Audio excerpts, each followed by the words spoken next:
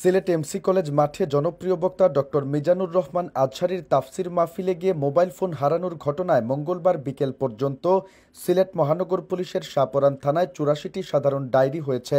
বিষয়টি নিশ্চিত করেছে সিলেট মহানগর পুলিশের মিডিয়া বিভাগ। জানা যায়, গত ১১ জানুয়ারি দিবাগত রাতে আঞ্জুমানে খেদমতে কোরআন সিলেটের আয়োজনে মহানগরের এমসি কলেজ মাঠে ৩ দিনব্যাপী তাফসিরুল কোরআন মাহফিল সম্পন্ন হয়। শেষ দিনে আলোচনা করেন মিজানুর রহমান আজহারী। তার আলোচনা শুনতে ও দেখতে লাখ লাখ মানুষ জড়ো হয়। সেখানে খোয়া যায় অনেকের মোবাইল ফোন ও স্বর্ণালংকার।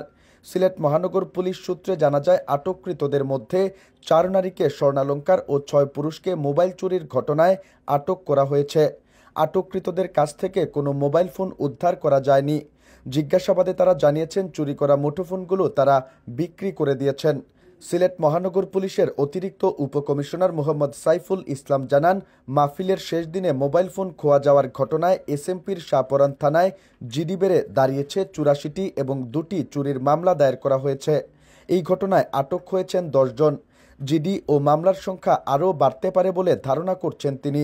এর আগে গত সোমবার সন্ধ্যা পর্যন্ত ৭৪টি জিডি ও ২টি মামলা হয়েছিল বলে জানিয়েছিলেন পুলিশের এই কর্মকর্তা।